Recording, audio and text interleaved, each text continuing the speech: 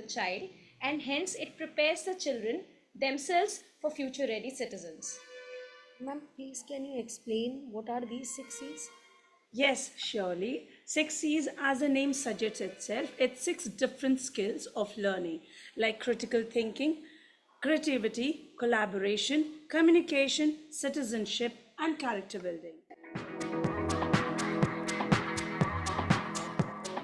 He went and jumped on a box. This box is too hard, said, oh, Tommy! oh, this box is too hard, said Tommy. Then Tommy saw another box. This box is too soft, said Tommy. A good job, Farah ma'am. So what did you learn from here? Thank you, Ankita ma'am, for helping me, and thank you for keeping up patience with me. The same word I was not able to read again and again, but you did not lose the patience. So thank you so much. Good job.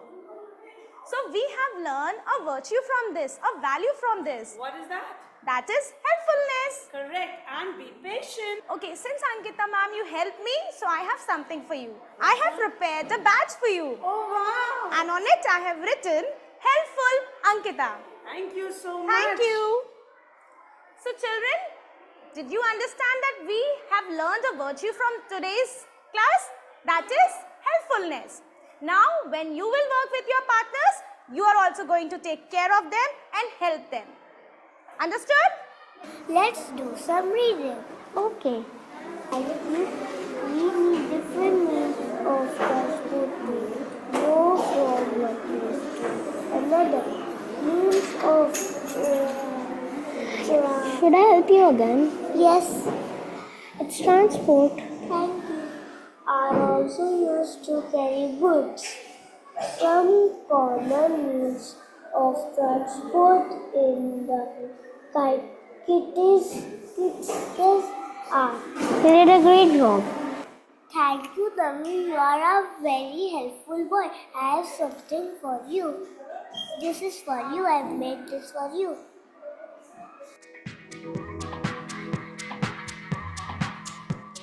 Can you join all the sounds and guess the word? I can try. Absolutely. J, E, T. Jet. Jet. Absolutely right. Great. Ma'am. I was collaborating with you. We both were working together, right? What is collaboration? Collaboration when we work together for certain thing, for some task, right? Like we did just now? Yes. I was faltering in reading and you helped me. In case if I'm not able to read any word, then you are going to guide me. You're going to help me. That is called collaboration. Okay, so collaboration means working together As a and team. helping each other so that if anyone is facing any problem, we can solve the problem of that person. That is collaboration. So children, now you all are going to do in a similar way, right? If your partner is not able to understand anything, so we'll take that as a ownership and we'll guide that partner. So can we do that? Yes, ma'am. Okay, let's get started. What is the first picture? This is a what? What is the first sound of the picture? Yup. No. See again the picture? Yup. No, it will be ver. It is yam or it is van. Van. So it will be ver. Okay. Today we are going to do an activity where you are going to read a chapter and ask the questions to your partner. In this way, you will be able to enhance your critical thinking. Today we will read EVS Animals chapter Animals Around Us. Okay. We see different types of animals around us. They are both big and small. They live on land, in water or on trees. Now your turn. Animals like cat and horse live on land. Animals like dolphin and shark live in water. And animals like monkey and bats live on trees. Now From this page, we will ask some questions. Okay. We see different types of animals around us, or one type of animal? We always see different types of animals around us. Okay, now it's your turn. Okay. Should we take good care of our pets? Yes, we should take good care of our pets. This will enhance your creativity and you will be able to understand how to use your waste materials. Let's make the pattern board. Okay.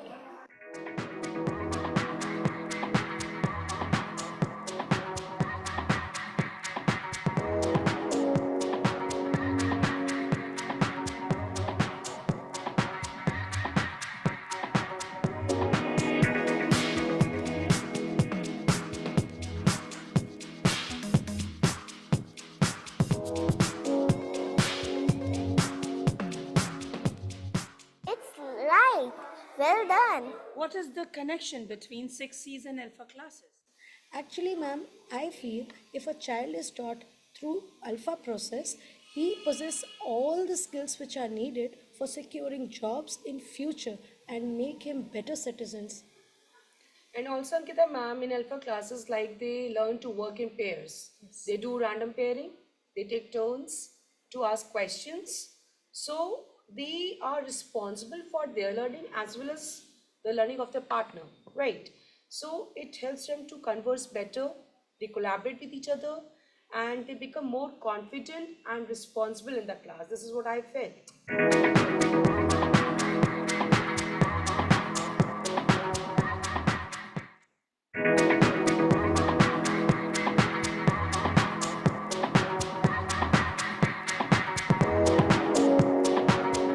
Okay kids, as we have done random pairing now you are sitting with your new partners, right? So just meet her, she is Tina. Okay? Hello everyone. And he is Toto. Alright? Tina, look towards the module 1. What is this? This is a duck. Great job. Now you ask me the question. Okay. What is the first sound of duck, Toto? The first sound of duck is duh. Well done. Now you ask me the question. Did you like Tina and Toto? Yes. Okay. Now the way I was doing, in the same way you will do the same conversation, same kind of conversation with your partners. Alright? Work in pairs. Take turns to read the first sounds of each picture above. Add the 3 sounds to make words. Now will you all be able to do it? Yes. Okay, let's start.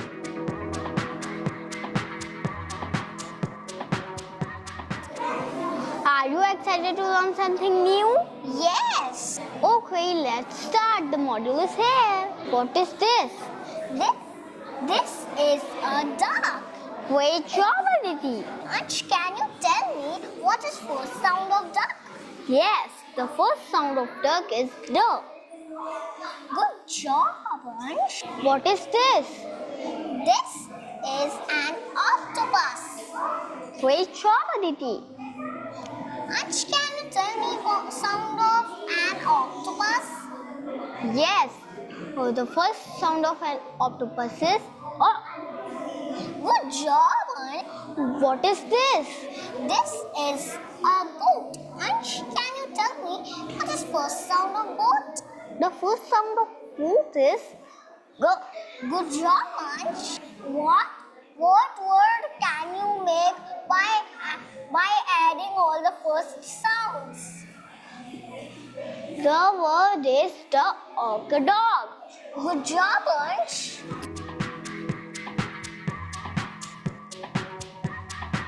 Harshika, we are going to read some words. First I will read, then you will read. Okay. Bag. Bat. Bog. Bug. But. Dot. Gab.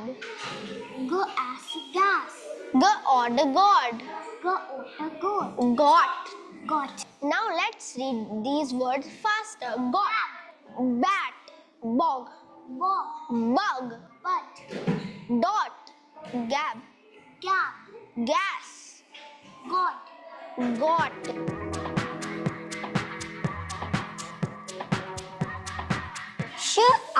Shark. Chef. Ship. Shop. Brush. Dish. Fish. Wash.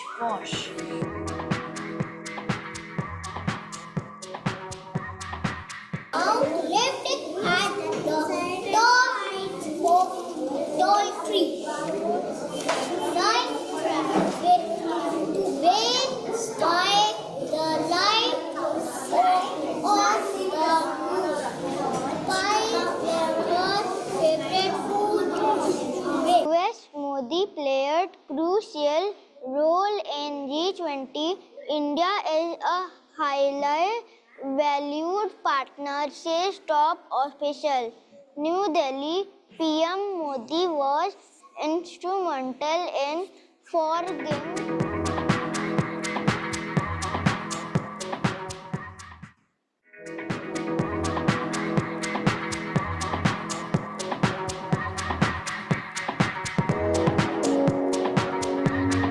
So we are going to cover module 4. All right. We know about tens and ones, but we are going to learn it in a different way. So one snap means one once, Okay. right? And then One one clap. clap means 110, 110. All right? right. So here we go.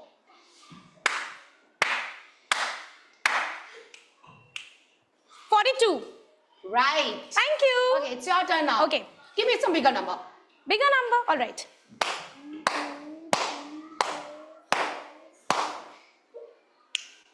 61. You are right. High five. Yes. I want my children to try this. Would you like to try this? Yeah! So let's get started. Start.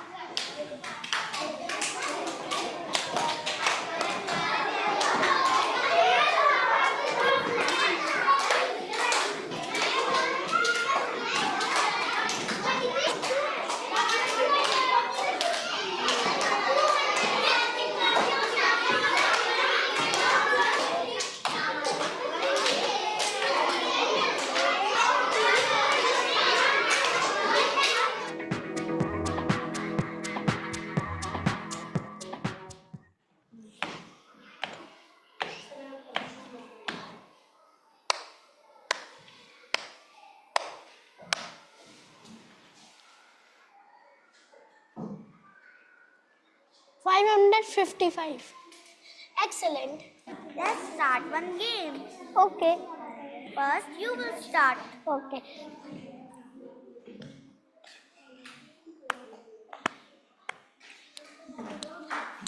$431. Excellent. Now my turn. हाय कैसा चल रहा है? ठीक है 420. The game name is 100 tens and ones. Can we start? Yes. First, I will tell you how to play. Sketch pen is for hundreds. Okay. Ice cream stick for tens. And the matchstick is for ones. Can you make 154? 154? Yes.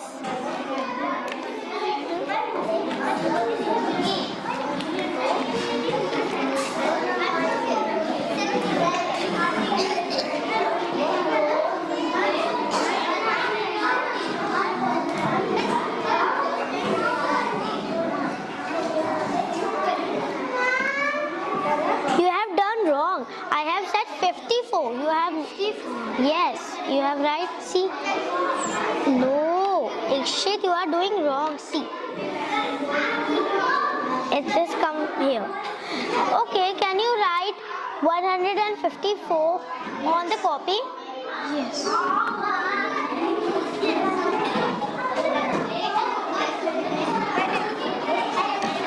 Okay, good.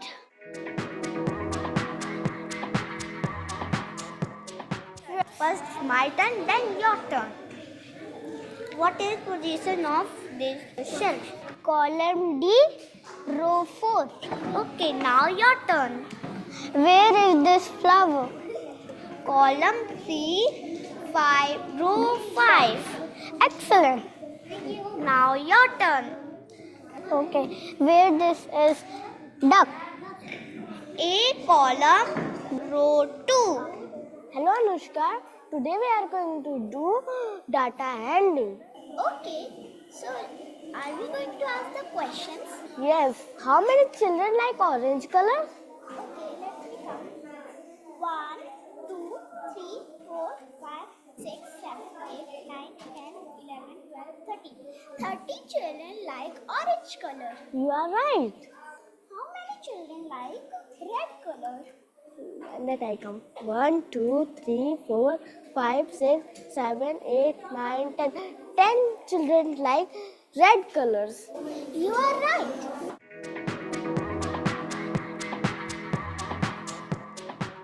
I will make pictures and you will tell how many sticks I have used. Okay.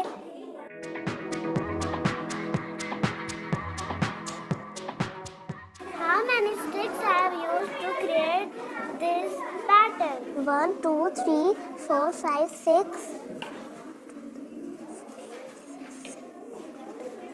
You have used 9 mastics to create this pattern. You are correct. Now you will ask.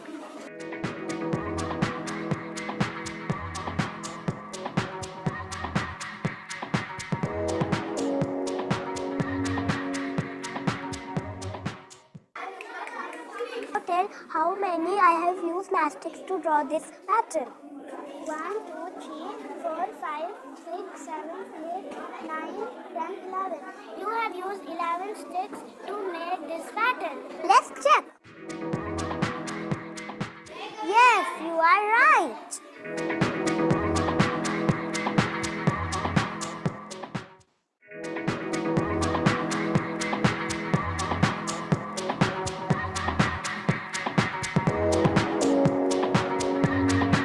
As we start our journey to Alpha Classroom, children will learn by discovering facts which will empower them and boost their self-confidence.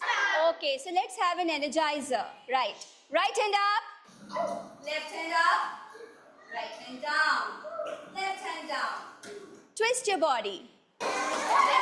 Right hand on your head, left hand on your head. Okay, now right hand on your mouth. Okay, now please settle down.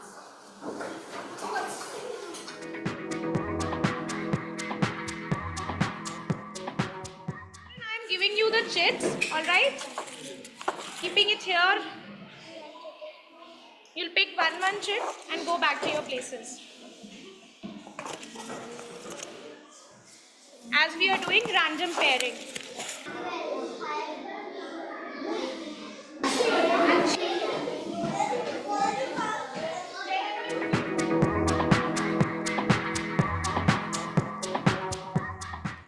The new norms are working in random pairs to accelerate their learning, asking questions to enhance their critical thinking, and taking turn to instill a sense of character building. Children, today we are going to learn something new. This is tense. Okay? What is this? Clap is tense and one snap is once. Okay? So, this is 20, 30, yes, and this is 20. Okay. Okay. Now, Agrim and Abdul, can you come forward? Yes. Can you show how this will be done? Okay, try.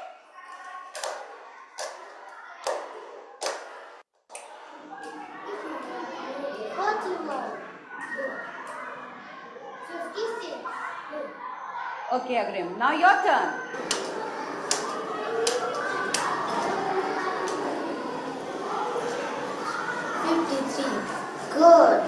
Well done. I will do chapter smart and you'll get the number. Okay. 31. It's your turn. Okay.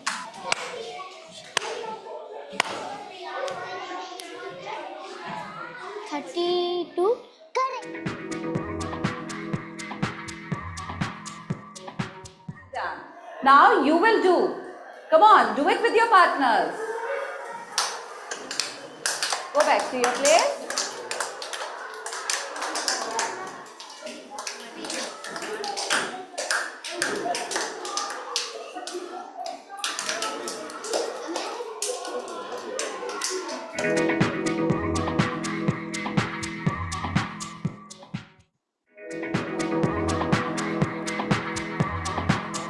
Paired learning is the cornerstone of the Alpha program. Children working together in pairs enable rapid rates of learning. In this video, we are going to discuss that why paired learning is effective, why random pairing, and how to make pairs. Let's begin with why paired learning is effective. Many studies have shown that paired learning is more swift and it's more effective, and it helps in improving children's performance, their academic performance, their social development, as well as their motivation and the engagement in the activity. A very good afternoon, everyone. It's a pleasure to be here with you in this another episode of what we're calling the Path Townhall. And basically, anytime we get together and we discuss education, it's a joyous time. It's a time where we get to think and rethink about education and, are we going to be doing the same thing again and again for the rest of our lives? Or is there a different way, a different path forward? So path is something beautiful we'd love to share with you. But before that, some introductions. I am Sunita Gandhi. I am founder of Getty, Global Education and Training Institute, which is the organization that has been putting forth this idea called PATH. And I am also a researcher. I've been researching education forever, as I know, but then in particular, since 2001 in Iceland.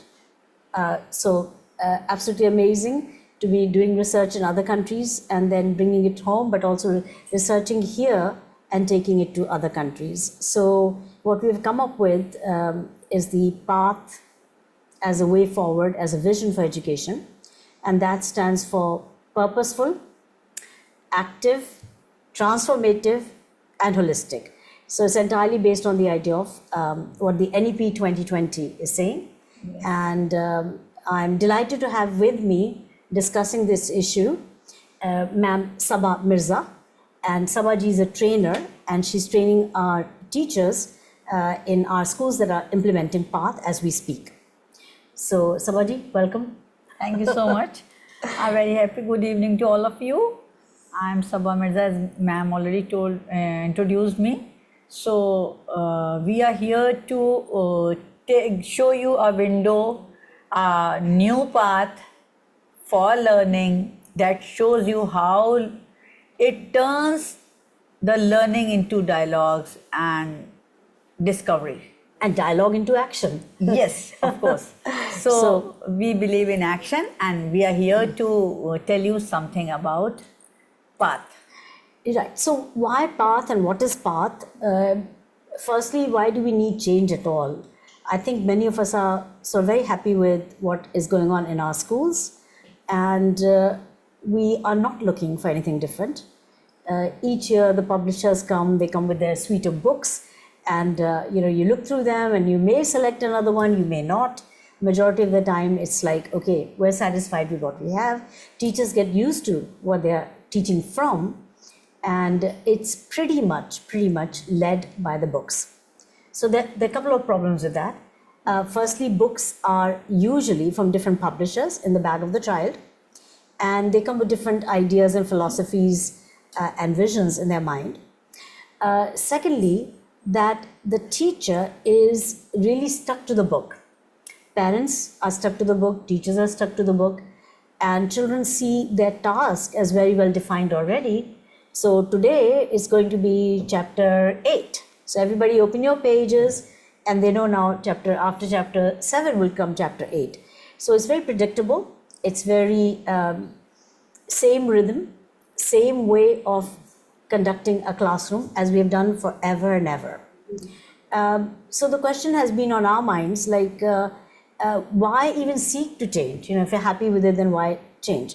So we have, obviously the background of City Montessori School, my family-run school in Lucknow, which is also a very large school. It's in the Guinness Book of Records as the largest school in the world. So how come a good school like City Montessori School seek to do anything different? They know it. They've been there, done it. Every principal of CMS, I'm sure, feels we're the greatest. Definitely. And of course, they should feel they're the greatest. But of course, the fact is, can there be still another way? And here, I'd humbly like to suggest that yes, there is another way. And why do we seek the other way in the first place is because not all children are excelling. We can't say we moved everyone to the right of the normal distribution curve. Pretty much we're getting the normal distribution curve. That means some children are going to excel, some children are going to do very badly, and the rest of them, some 68.2% of them, will be in the middle. Yes. And the teachers invariably teaching to the middle. And it's mostly, not always, it's a pretty dependent on teacher process. So teacher will say, let's turn to chapter 8, and now we're going to study A, B, C, or whatever it might be. And so everybody pay attention to me, I'm going to teach you, right? That's pretty much happening more or less everywhere.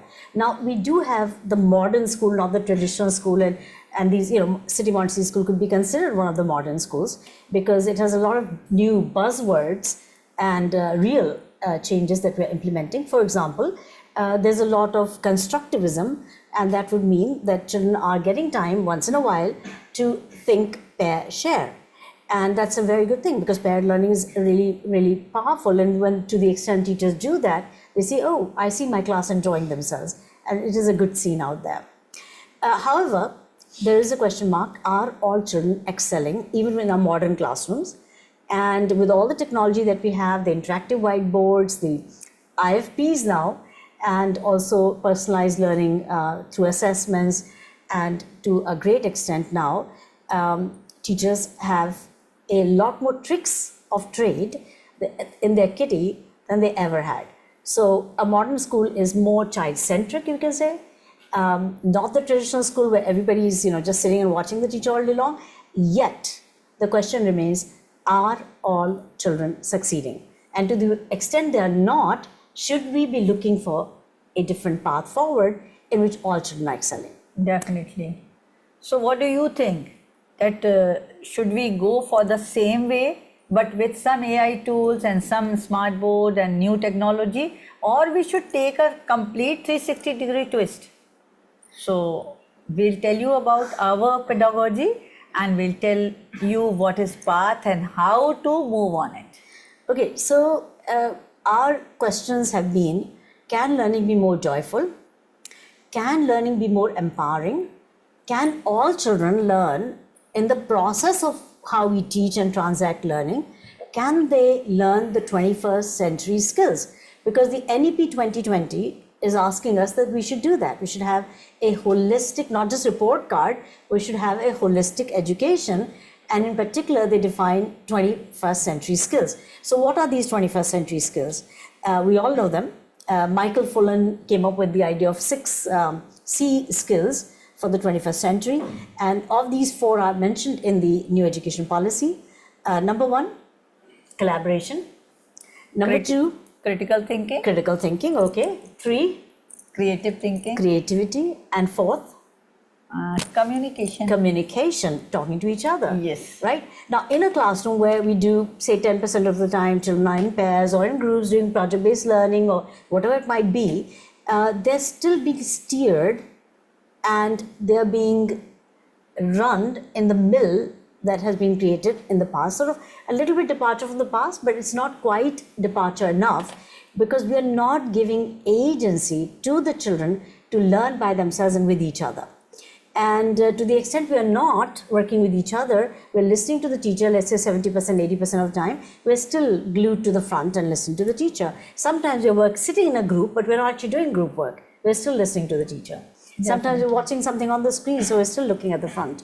And there's very little communication. Teacher says, well, my class is very communicative. Yes, it can be so. But teacher has to put a lot of effort into making it communicative. So what if we put it as part of the system? The communication is everywhere in the classes. And the children are becoming, the outcomes could be, and are, the children are learning to speak very well in both languages, the mother tongue, in our case Hindi, and also in English. They're becoming, very little ones, very fluent in English. Yes. And this is something I think the parents want. They want the children to communicate what they're saying, say it well, say it in the language, use a rich vocabulary, talk fluently, flawlessly, and therefore then that translates into more flawless writing. So at a very managing that outcome basis, we can say, okay, there's a lot of communication, leads to a lot better English, and therefore it leads to, better this or better that. But the greater gain is perhaps the fact that we are collaborating. So if my partner, in this case a pair, I'm sitting in a pair, and we are working together, like in constructivism, think, pair, share, we're talking to each other, then obviously there is some bit of agency being given to us. But I'd like to share that there is yet another way in which we can make a lot of things even more in that direction of change that NEP 2020 says we need to have.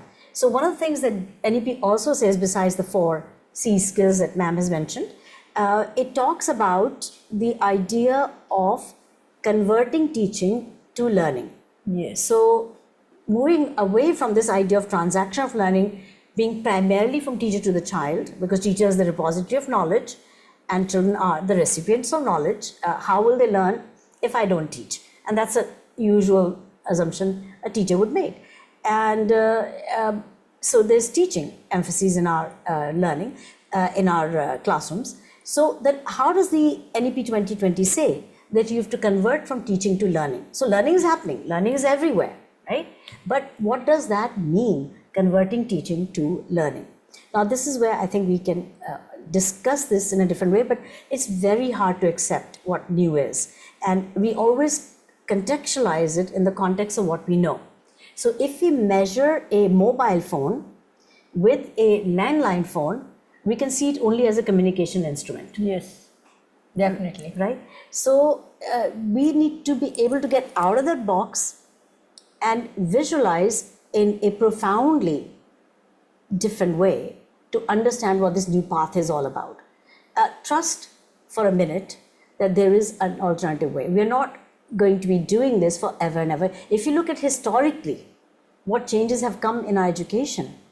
We started in the 19th century, 1907, and that is, a very happy time because it's not the 1840s and 1850s, the Industrial Revolution, when education that we know today actually has germinated from that time. But we're talking about 1907 when Maria Montessori, Dr. Maria Montessori, who was a scientist, she was not a educator, but she saw that she wanted to make a difference in education, and she sought government permission to teach these 22 children in a suburb of Rome. These were children of construction site workers. And she created a revolutionary new education in 1907. This was a time of great renaissance. We've got Rabindranath Tagore, we've got people like in the West, we're talking about Rudolf Steiner, and also great philosophers. Tolstoy also spoke about education, Krishnamurti. This was a time of great thinking around the globe. Is education meant to be the Industrial Revolution education? Yes. That is very clear. Put children in a class, teach them a whole bunch of content, take a test, and if they do well, they become, white-collar workers. If they don't get that X, they become blue-collar workers. It was very, very focused on filling jobs in the industry. And I think to some extent we are still living with that. And I hope you will agree that even the most... authority still lies with the teacher. Yeah. Whatever activities we are doing, robotics, anything. But authority lies in the hands of teachers. So do you like this? to go on, carry on, or some very drastic change? Right. So what is that drastic change is what we are discussing now. And does it feel like drastic change? Like when we shifted from from landline phone to mobile phone, did it feel like a dramatic change? Most of us, it was natural. We just kind of shifted from one to the other. And because it was very helpful, we could justify the expense. Let's say 15,000 rupees to get a mobile phone. And yet, if you go to your grandmother, at that time, I'm talking about maybe, a handful of years ago, a decade ago or more, and we go to a grandmother and say, Grandma, I've bought this really beautiful thing called a mobile phone, and I'd like to gift it to you. And the grandmother says, why? I'm fine. I've got this landline phone. I'm just fine with that. Yes. Right? She'll be really dismayed at the idea that you spend 15,000 rupees on a gadget which is not needed in her view. Right? Definitely. Then you say to your sister, okay, I'm going to America. I'm going to leave my mobile phone with the grandma, and I'll take it back when I come back. But, try and teach her how to use it. So, pehle, at the beginning, we were trying to convince the grandma that, look, grandma, it has a lot of things in it. For example, it has a internet in it. So she says, look, your grandpa just got that computer. It has internet on it. You say it has camera in it. Say, oh, we have a camera. It has music in it. We have music. She's going to tell you everything. It has a torch that you She need. says, I have everything in my education system. That's a grandmother equivalent. Why do I need something else, right? So that is a natural and very valid question. 3 months later, she's had a chance to use it. And then you come back and say, Grandma, may I have my phone back? She is not ready to give. Now she's not going to be ready to give it to you. She'll say, Beta, wait. No, I think it is worth the 15,000. Look, I find it really helpful. Now she's going to tell you 10 benefits of that mobile, right? And she'll say, no, give it to me, right? I'll be happy to pay you 20,000. So whenever you adopt any new thing, Yeah. it is difficult. It needs courage. So if you are ready to embrace the courage, No, not trying to convince you to take anything here, but just to conceptually understand that there could be another way forward. And we as researchers, education researchers, we are in the trenches working with the children, quite a few children. And we worked also in the government schools and in the slums and villages of India. So what we find, and government schools, a lot of government schools are now following our curriculum. To be precise, 35,000 schools we have MOUs for, and we're currently active in 10,000 schools, government schools and private schools, of course. They are just beginning to adopt. We have been testing it. This is the 4th session at City Montessori School, this session. So it has grown from 1,000 children on a trial basis to 4,500 children on a trial basis to last year 14,500 children. For the first time, we came up with books that are called buddy books. And so these are being used at City Montessori School. And last year it was 14,500 children because it was 12 campuses out of 21 that said we'll want to try it out and do it this year. And we don't want to insist on anyone that they should take up anything they're not convinced of, at least a priori. So then this year, 19 campuses out of 21 have taken it up, and we have 21,000 children of grades Montessori, which is 3 years old, nursery, that's 4-year-olds, kindergarten, 5-year-olds, all the way up to grade 3. So it has, grown in different directions and in numbers of children. And a lot of our work has been about finding out these amazing, parents, amazing teachers, amazing school, can it do a lot better? So just last week we got data from grade 3 as a comparison between the campuses that did grade 3 alpha, we call it the Accelerating Learning for All program, which is part of the PATH movement. And these grade 3 children did so much better statistically. I haven't shared it with you yet. No, I have it. Yesterday we principals were discussing it. Wow. So anyway, grade 3 children did so much better than the non-alpha campuses in the same school. So we can't say, it was an elite school and this was a poorer school or whatever, the same school. And so the principals are now believing it.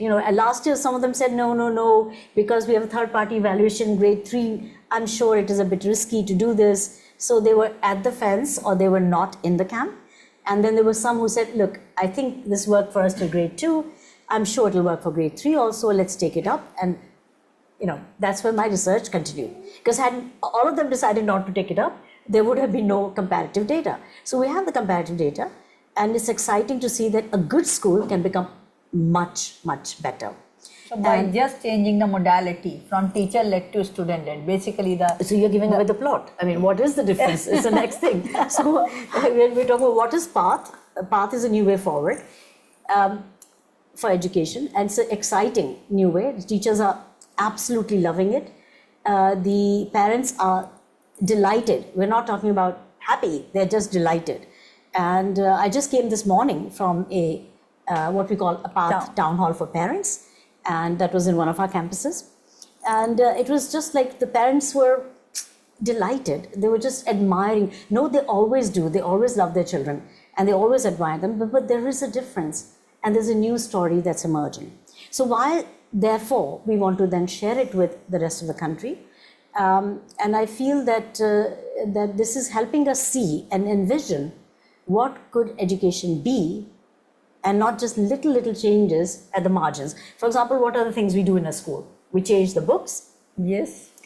That's one little change we do. We do better training of the teachers. We get more resource people from India and abroad. We've done all of that. We have more hands-on learning materials in the class. We have better technology. Researches.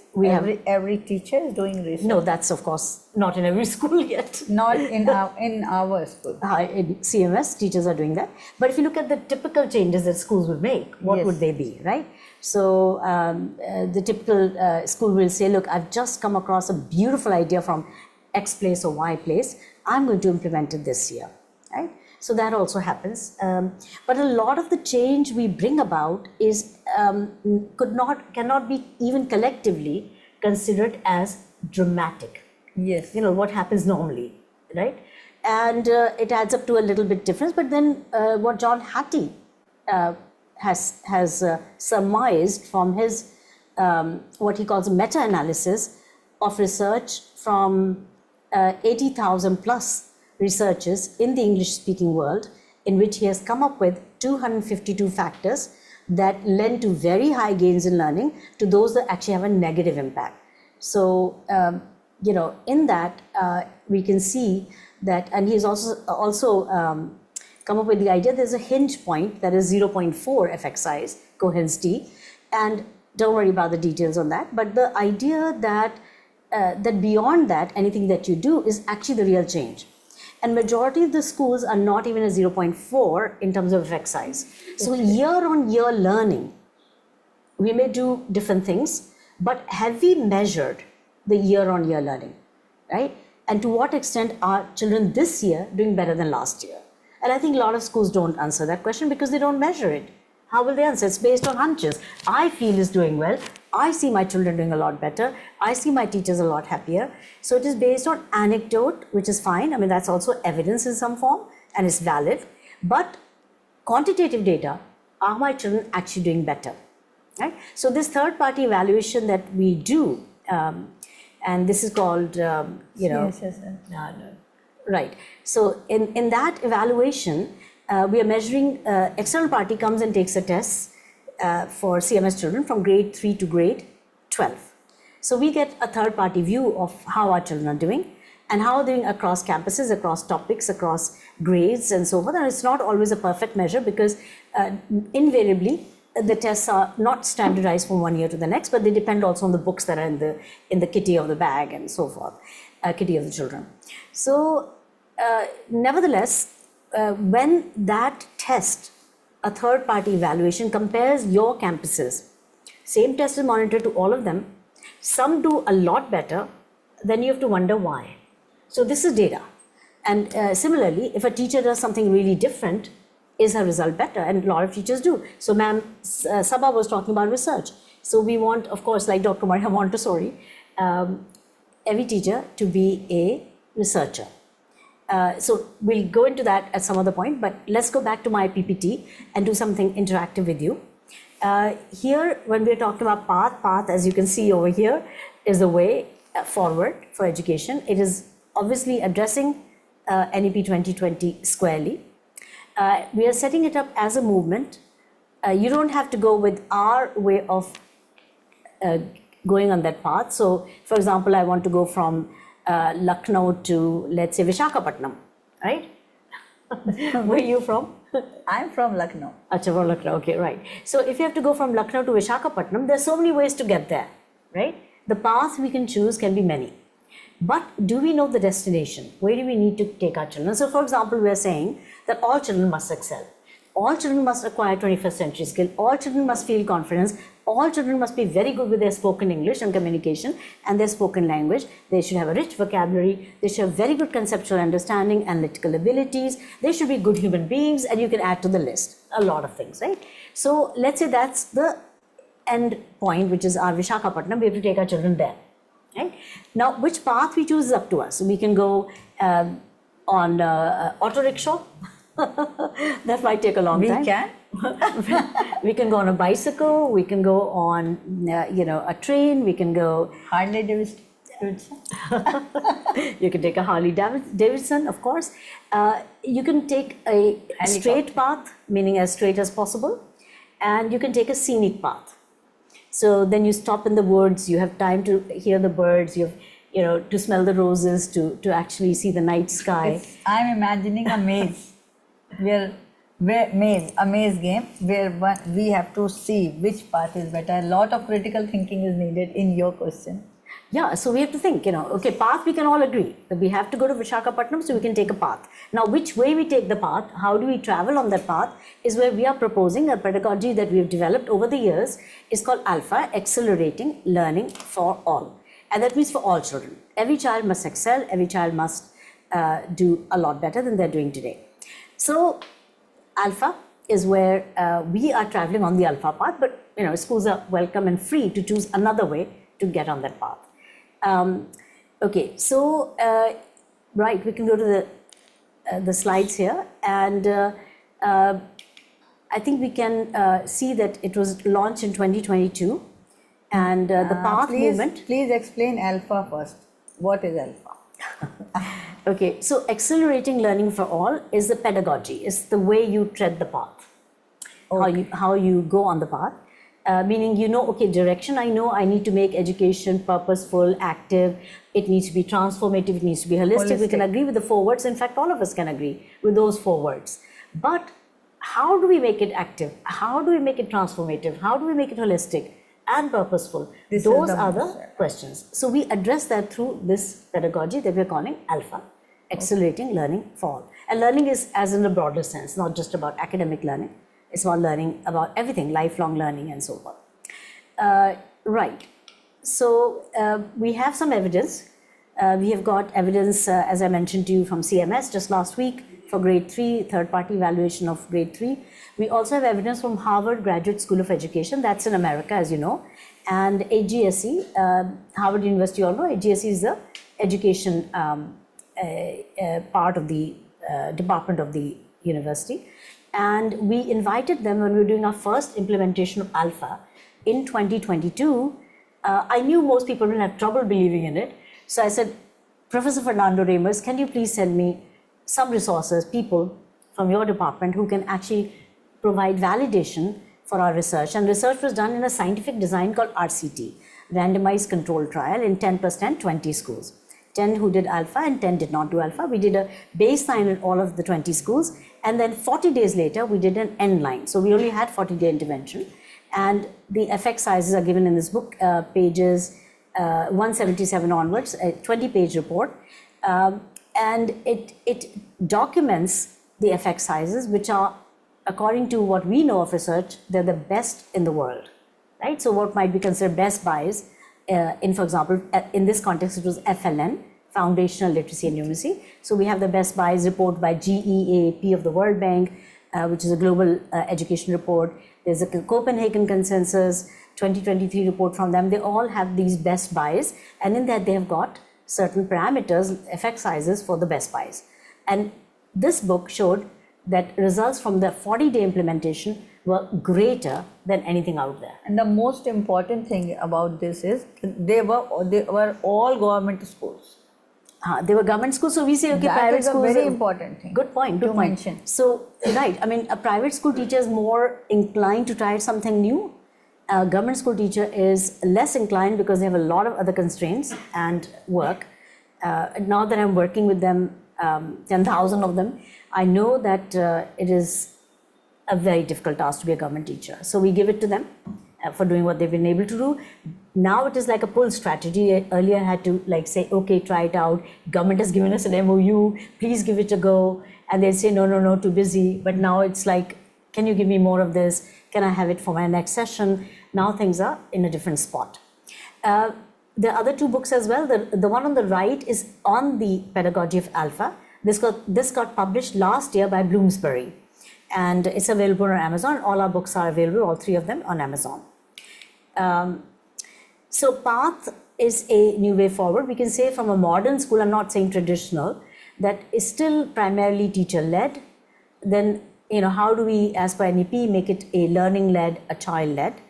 And then there is, teacher's very active. She's animated. A good teacher has so many things to do with the class and to get them up on their feet, the class, and do so many good things with them. But it's teacher who's mostly active, and the children are passive recipients most of the time. Not always, but most of the time. And so how to do the reversal, right? So that we as teachers are empowering the class in a manner that the class is all active and we are able to sit at our table, and we say tables, move them to the side, don't put them in the front, and we can make our reflections, our notes, our assessments, correction work, a lot of things we can do in the class itself because now the children have been empowered, they are active. So this is the active word in the path as well. Then the last point here is that it should be not, what's the last point you can mention, ma'am? It's about, you Louder, want please, me ma'am. to talk about modern day education and path, both, compare? Yeah, the last point. Outdated skills for a new world. Right. So they are learning what skills? They're learning the skill to listen to the teacher, write, make notes, to prepare for the test. They're developing a lot of skills. But could there be a more holistic set of skills? And not just that it is added on, like many a times we add on. So we'll add on, for example, the idea of cooperation, or we'll add on the idea of, so we do cooperative games, we do, we see children in a collaborative way. A lot of emphasis we are giving on socio-emotional well-being of the child. Right. That is the most important, actually the key area to work upon. Right. That is the best thing what I feel we are doing. Absolutely. So how do you make it socially, emotionally relevant for the child?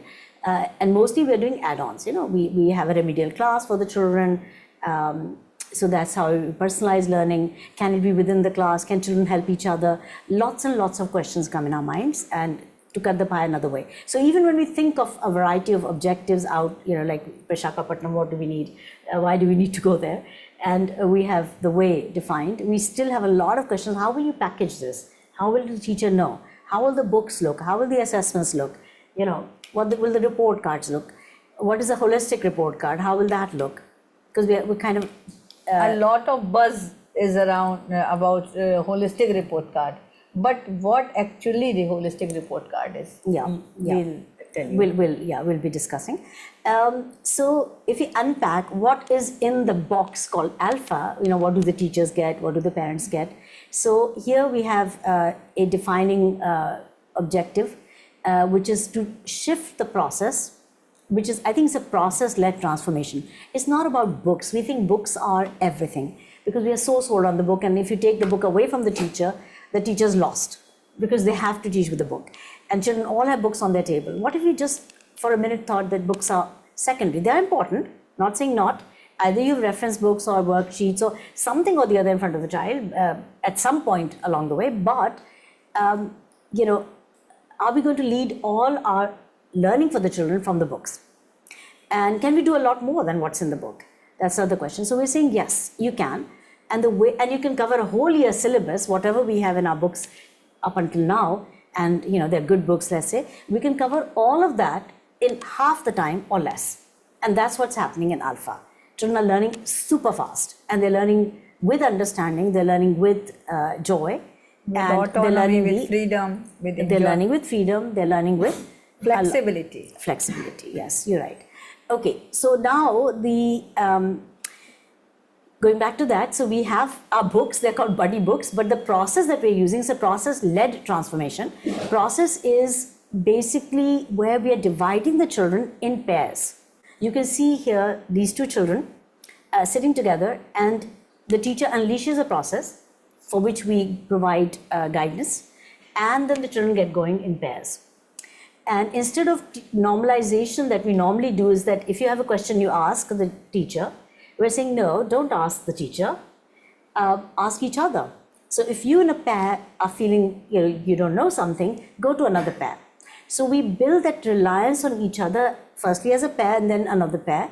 And it's like 3 different attempts they have to make to understand something if they're not understanding, which of course they do understand because the way it's bite-sized, the way it is, half-page modules are given, the way it is scaffolded, the way it's visual, the way the teacher prompts are provided, the parent prompts are provided, children are understanding vast majority in this process without needing extra reinforcement for anybody, right? So process is different.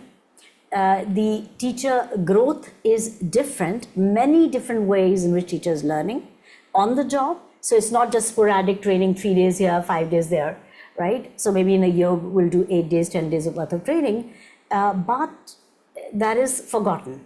In about a month, 2 months, forgotten, because training goes in one direction, it's really exciting, and the books don't really support that kind of intervention. So teachers are mostly led by the book and not by the training, though some of them get empowered. And I was discussing one of our town halls about Stella Fernandez, who became an amazing teacher, and she created what's called the Thinking and Creative Classroom. After 40 years of attending training sessions, she told us that she finally liked an idea and she implemented that big change. So that happens. But by and large, we tend to repeat the past. And so teacher growth, the way it happens in Alpha is totally different. We'll share with you. Parent engagement is also very different. Yeah. We give a lot of home stretch activities at the end of every module, and parents happily and participating. They have understood entire pedagogy, and they are working as a buddy, as a galvanizer, not as an authority, as I was doing with my children. Right. Or she was doing. Right. No, of course, the scene has changed, even with the parents. That's a good point. So that's the third point here on the slide, that the parents are engaged differently. We say both the teacher and the parents should be, we're using a new term called galvanizers. They're not facilitators, they're not mentors, they're not guides, they're not motivators. They're all of them, they're together, we call the word galvanizer. Because when we say facilitate, even then we are assisting children. We're saying let them struggle. Metamorphosis is part of learning. But that struggle is productive struggle, right? They are emerging from it on their own, and that's empowering. So to some extent, inquiry-based learning, when we talk about the IB curriculum, it was developed by 5 principals of American schools. I know 2 of them. And basically, the idea that you give a frame, like 5 questions, and you allow children to probe and understand, and they, of course, work. I mean, IB is everywhere. So, but taking it in a different way in our pedagogy, which you will obviously discover as we move through the town hall. We have what's called the buddy books. Now, buddy books are different from the textbooks. They are like the textbook, but they're different. So what is different about the buddy book? Firstly, the buddy book has what's called prompts or teacher triggers at the bottom of every half-page or one-page module. Now, this is the change that we needed so desperately, because teachers don't a priori get time to plan and prepare. Of course, they make their planners, but we're saying that's not necessary anymore. You read those prompts, and they read them at Grow Circle meetings, which are once a week. For the next week, whatever they will do, they'll discuss in their peer group for an hour. And they'll create the resources and the materials, what they have to ask the children to learn. So all these prompts for activities are written in the bottom of every page of the They book. are actually teacher friendly. Yes. Although the process is child led, the modality is child led, but it is very much teacher friendly. Very teacher because friendly. when teachers burden, where the teacher's burden is any pedagogy, any method that reduces the burden of the teachers, that is the most important thing for today's teacher, who is continuously working day Yes, and yes. night. Yes. For making lesson plans and for doing a lot many things. Yeah. So how do we reduce our burden, but also how to make it more joyful? And so the focus shifting from you have to do this is this to creating intrinsic motivation in them, and bringing out their creativity and inventiveness, which they have a plenty of.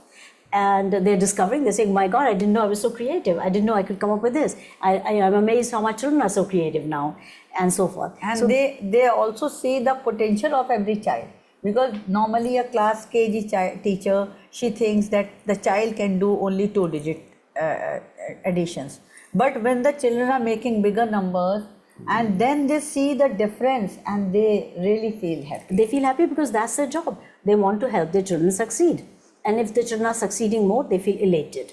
Yes. Very, very happy. So anyway, there are prompts for in-class activities, and there are prompts for parents in a way to know what happened in class, because it's right there. They can see what happened in class. There's also something called home stretch activities. So here the teachers is able to share all the things that they need to do at home. And these are usually extension of what they've learned in the class. So it's more practice, more joyful learning, and that extends into the home.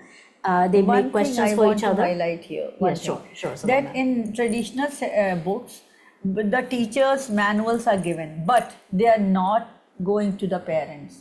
So, but buddy books have the prompts for the teachers, what teacher is doing and what parents are supposed to do. So everything is there on the same page. Yeah, exactly. That helps. Is the difference. Parents, you don't need to write those diaries anymore. Nothing. Where you're saying today your child did this, and tonight the child will do such and such. So much work for the teacher or even for the children. So it tends to be very bite-sized. And it's like pages 35 and 36 you're going to do today for homework. That's what we write. We have the children write if they are older, and so forth. But that's not enough information. It's not rich enough for the kind of interactive learning that the children can do at home as well. So we have these puppets called Tina and Toto. You can see them back here as well. These are absolutely delightful creatures. Children love working with them. They make their own. There are many, many types of Tina and Toto puppets. Sometimes they're big life-size Tina Toto puppets. They're welcoming them at the gate. And it's really joyful moment for the children to learn all that. So, and then assessments are different. They are diagnostic, and they're little booklets that are very much based on the idea that you don't have to give too many questions, but the questions you give should be hot or challenging enough so that you know where your children Dr. stand. Sunita Gandhi, I would like you to put some light on the different, what is diagnostic and what is, just clarify it too. Okay, all right. We'll come to that, but briefly to say that you want to know as a teacher, see, we all want teachers to be scientists and researchers. So you want to know my intervention, what I did today with my class, whether it's based on the buddy book or any other book, how did my children really feel? How did they do? I'm not able to get that information. So we have several levels of feedback. We call it feedback. One is the child-to-child feedback. So if I just do something like I'm making numbers and I'm using these matchsticks and ice cream sticks to show numbers, I don't know where you can see them. Yeah, but anyway, so ice cream sticks are 10s and matchsticks with the tops cut off are small sticks, and these are 1s. So the children are working with this, and I am supposed to count, let's say 25. I'll take 2 10s and 5 of 1s, and I'll put them on the table, but I counted wrong. So my pair will tell me, this is diagnosis. And this is also called in Dr. Maria Montessori system, the idea of control of error. So there's a control. The first control level is us. And we're doing this all day long. When I get it right, my partner says, good job, well done. When I get something wrong, my partner says, well done. No, when I get it wrong? Try again. Try again, right. So this is the terminology they learn, how to work with each other, mannerisms in working with each other, new normalization.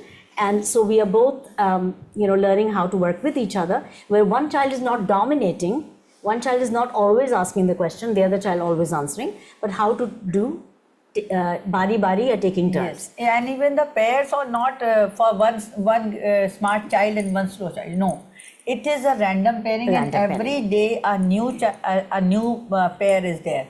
Like the child gets opportunity to sit with each and every child of the class. Yep, absolutely. And so if you're a special needs child or you're a shy child, in 1:1 setting, you will speak. And if the whole class gets to sit with me in over about a month, then 9 times in a year or 8 times in a year, I get to know all the class and they work with me for that day. It's really, really awesome. In the beginning, teachers would say, ma'am, random pairing, my 2 kids this and my 2 kids that. And now they're all sold on the idea. It takes time, the transition, minds especially, but later when they practice, they feel fine. So there is, HiPath app. Teachers are using what's called the iProgress app, which is similar to the HiPath app, and it has all the books, of course. It has 225 role plays. It's got 45 stories of climate change. It has a million things which are consciously chosen to help us accelerate learning, like spoken English in particular. And they're short role plays, and kids do it. They pick up on language, very little ones also, and so forth. Okay, so now just let's watch this video. So you understand that ones are these little beans or seeds, and tens are ice cream sticks. Bundles of tens are hundreds. A spoon is 1,000. So we'll just play that for you. How many hundreds are there? There are 300. How many tens are there? There are 20 numbers. No, there are 2 tens. How many thousands are there? There are 3,000. How many ones are there? There are only ones. Now read the number. 3,321.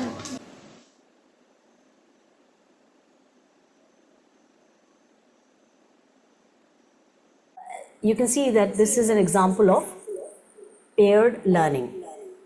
And paired learning, once the children are empowered, the whole class, the entire class is working in pairs.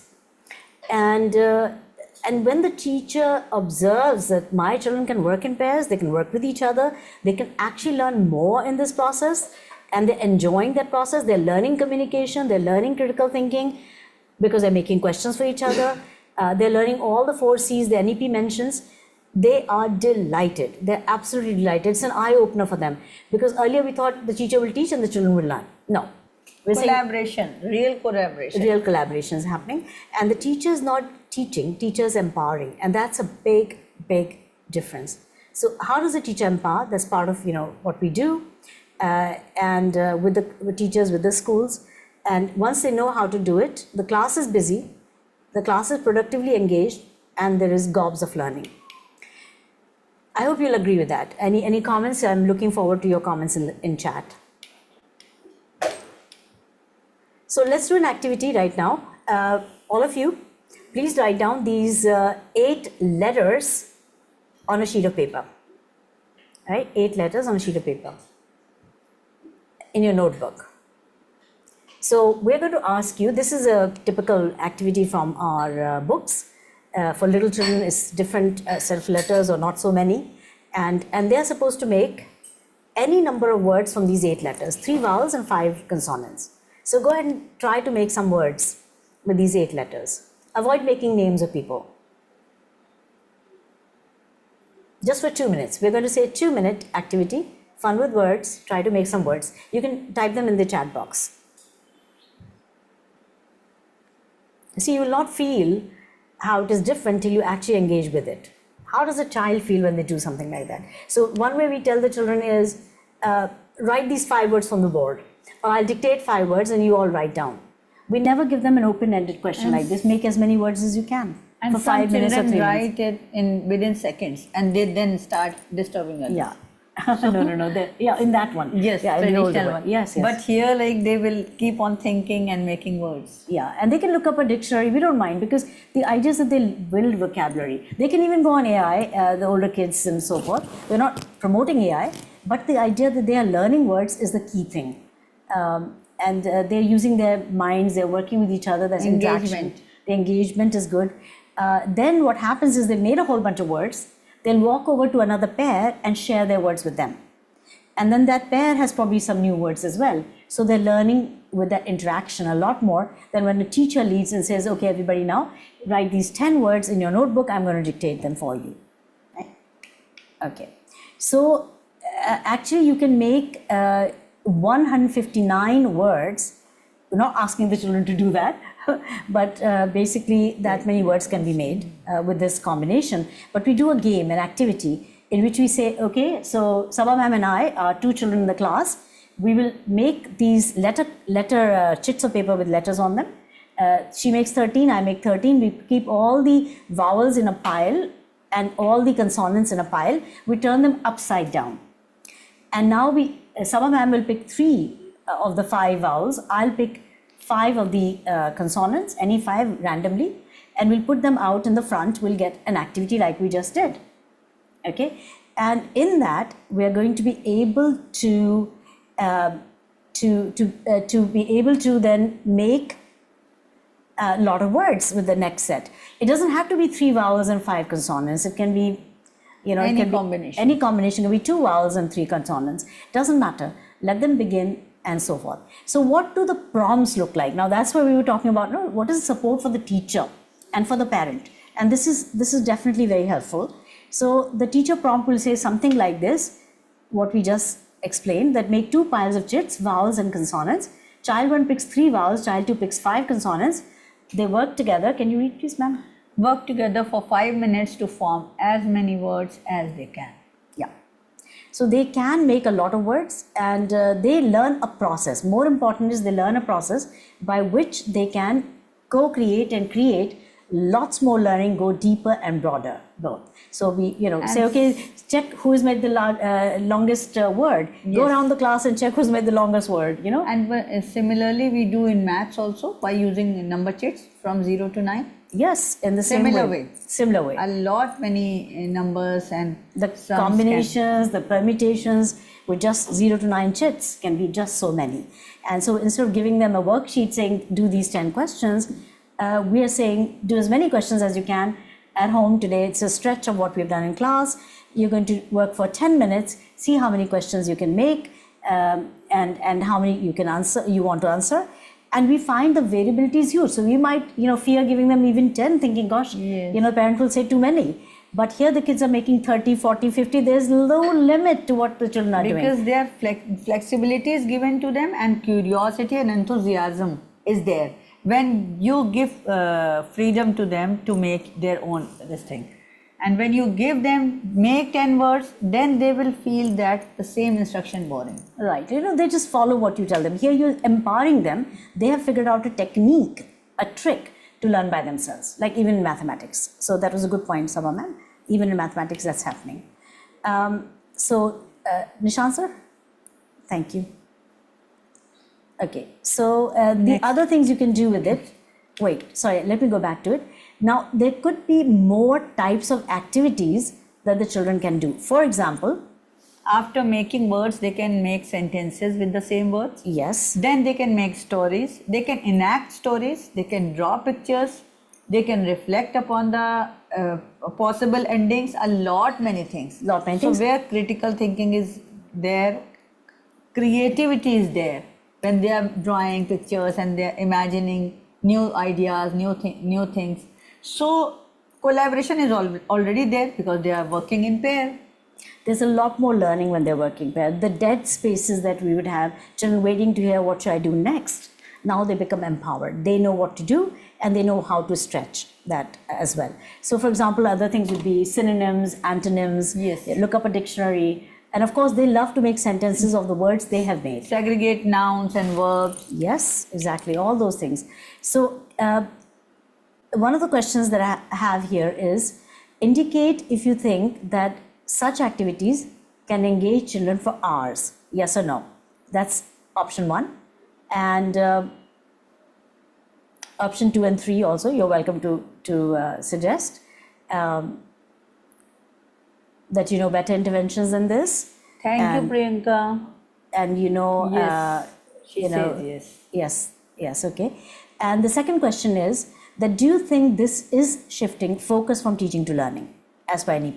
Do you think these kinds of activities where you're not telling children exactly, how 3 plus 2 adds up to a 5, you're unleashing a process where they can use those small sticks to add the numbers and do it by themselves and with each other and do much more activity, which is more empowering, which is focusing more on learning and which is going away from the idea of teaching versus learning. So, yes or no? Is it shifting the focus? Yes, learning by doing. Okay, thank you very much for those views. Thank you for participating. And now we will talk about language, fast and effective literacy. So normally, now you've done a literacy activity where we're making words, but how do we teach the skill to read in the first place? That's always a big question mark. How do we do that? Right? Normally we do letter sounds. We do phonics way, increasingly so. In the past, we all learned using whole language. There are lots of reading walls out there, different ways of cutting the pie. But what we're saying is, look, there is yet another way. That's what we have been saying all along, that what we think is the only way, or slight variations on that way, there could be a dramatically different way forward. This is a way in which there is nothing unknown, except the letter that you see. We don't even call them letters. We call them symbols. They're sounds for children. Sounds. Okay, but they're not deriving letter sounds. They are deriving picture sounds. So when we look at a picture, so let's do it together for a minute. I'll go to the next page. So the questions that I will ask my partner or she will ask me are the 3 questions there. Right? Just hold that. So, okay, go ahead. You're my teacher. I'm the teacher. This is a teacher-child demonstration. This is how we empower the whole class that you can do it on your own in this exact manner. So, the manner in which they do, we describe. Please show the slide. So I'll ask, what is this? This is a picture of a car. Well done. Thank you. Can you tell me the first sound of it? First sound in car is k. Absolutely right. What is that picture? Second picture is that of an apple. So the book is in front of them. So they're asking each other, we're just showing it to you in this way. What is the first sound of that? Apple, is it a, is it a, is it a? Try. Apple, a. Absolutely fine. Okay. Can you see the third picture? What is that? I see a tub. Yes, it is. Well done. Thank you. So what is the first sound of tub? Absolutely right. Please add these sounds and tell me what word will you get? You get cat, meaning cat. Wow. Okay, so this is the process by which she has asked me questions. She's a teacher, I'm the student. All the class is sitting in pairs, they're watching us do this, so they know what they have to do with each other, right? Now it'll be my turn to ask her question. So I'll go on the next page of the next word in the book, and it's not given here, I think. So next, Previous. okay, never mind. It's okay. It's not there. All right. So it is there. Okay. All right. So next page is, let's say, another word. So now I, as a student, will ask my teacher because I want to show that how to take turns. So now my turn to ask the teacher. So I can say Tina or I can say ma'am. It's okay. So Tina, what is the first picture? It is a bus. Right. What do you hear as the first sound in bus? Ba. Excellent. Well done. What is the next picture? It is an apple. Good. What's the first sound? A. What is the third picture? Meh. It's a goat. What is the sound of in the word goat? G. Very good. So now what word do you get when you add the 3 sounds? Ba. A. K. Back. Wonderful. Now, so what's I happening? deserve a high. Oh, yes, you do. Thank you. So basically what's happening is that the children are decoding picture sounds, not letter sounds, and they're adding sounds. So even if you didn't have those 3 symbols there, like ba, aga, it doesn't matter. because they can do this process without any of that. But we put the pictures of the sounds as well, we call them picture sounds, because we feel that abstraction to that, picture being a burr goes into the abstract memory of the child. Abstraction happens sooner to the memory of the child. Picture sound association. Yeah, picture sound association rather than letter sound association. There is a problem with letter sounds. And the problem is the letters are themselves unknown to a little child. Initially, we were teaching them the letters because they don't know what an L looks like or a M looks like. We are teaching the letters, or we are teaching letter sounds. So B says ba is not necessarily true because B does not say ba, right? B says B. So how come B says ba? We again teaching the children. So initially it goes pretty slow, then it speeds up, and phonics overall is doing better than whole language. I mean, that's what research has shown. Is there another way? As the other way is cognitive, only cognitive. And the letters that we talk about, which are sound symbols here, automatically start sitting in the brain and much faster than we would ever. In just 5 pages, children are learning the entire alphabet backwards from just 15 words. 15 only. That's all. They're just 15 words. And one of them is a sight word, queen, right? Yes. So, they can do it on their own. I've just introduced a process. We have done this process. There's also something called a child demo. We bring 2 children randomly to the front, not those who raise hands. We don't want children to raise hands, me. So we have a process where random picking is done and 2 kids come forward and then they will do the child demo. So teacher child demo, then child demo, then the whole class now will work in pairs. And they'll have been empowered how to do it on their own And with from each other. demonstrations, we don't show the entire content. We just talk about one word, teacher child, one word, child, another 2 words.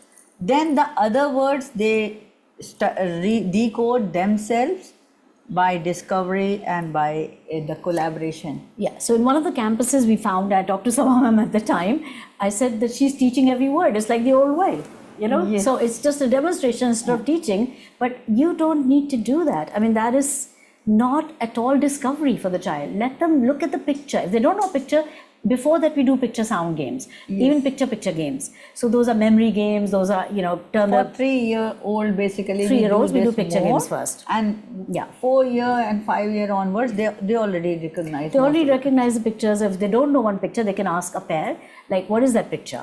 So we rely upon the children, their own resources to find solutions. And if they can't, we're always there. I mean, who's saying the teacher's not there? But what's fascinating is then they go home and they make the mother or grandmother as the Tina or Toto, and they're doing this with them. The same exact process. Now parents are saying, look, we become Tina Totos. They're enjoying this. So if any relative comes in, they make them Tina Toto. And if they don't have anybody, then they just go and do it on their own. Can you show how it works? Just Hello Tina, hello Toto, how are you? I'm fine. So can you tell me which picture is this? so like that, it continues. They do the This same is a taking bus. turns alone. What is the first sound of bus? Ba. This way. Yeah. So what's interesting is that the brain is being used and hand-eye coordination is there and left-right coordination is there. So as a result, what you find is the learning is more concentrated. They are doing umpteen practice. They don't even need to look at the book. They can say, what is this? This is a sofa. What is this? That's a chair.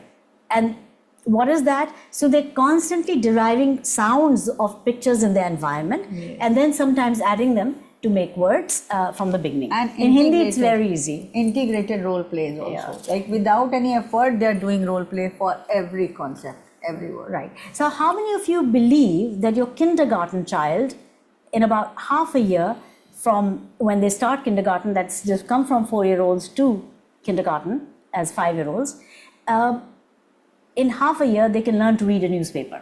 How many of you believe that might be possible? And all of them, practically, I'd say, barring a handful which, who join later, or they have some kind of a special need. Majority of the kids are reading the newspaper in half a year through kindergarten, English and Hindi, both, with matras, Ref, Paden, Sanyukta Akshar, everything. So I'd love to hear from you. I think most of us will agree that this is not possible. And yet this is what's happening. So today again, I went to kindergarten class and these kids were reading newspapers. It's like, wow. I mean, I'm also wowed every time I see that. My teachers are wowed, our principals are wowed, and our government teachers are wowed, that their kids can read and they can learn to read so fast. And that's because of the process change, because of a disruptive pedagogy. It's not possible to push it this hard in the traditional way, not just the way we teach, but in the way the learning scaffolds. The way it appears to the children, which is usually unknown to unknown or unknown to known. We're saying everything should flow from known to unknown. You scaffold on that last known, the next bit and the next. It's so very scientifically arranged, then the children don't need to raise their hands and say, ma'am, can you explain this? Right? So there's a new dynamic of that as well. All right.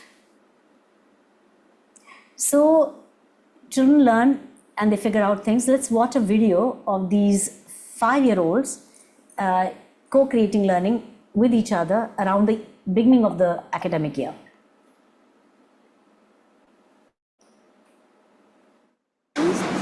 Fish. What is the first sound of it? First sound of the fish. What is this? This is the orange. What is the first sound of orange? First sound of orange. Oh. What is this on the X6?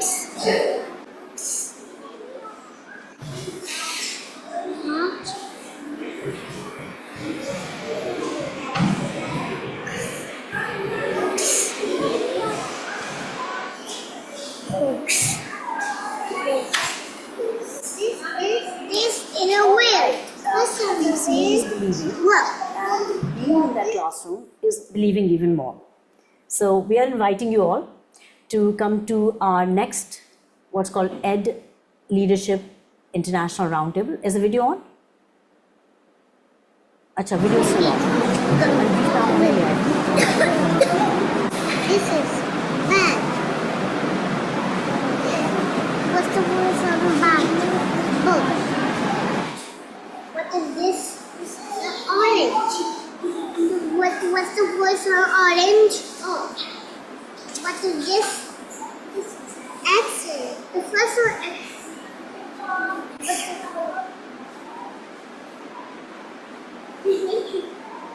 Book. Book. This is a zebra. Why the first one the zebra? First one zebra is. What is this? This is an insect. Why the first one the insect? First one insect is E. What is this? This is a parrot. What is the first one the parrot? First one the parrot is B. E. Is it?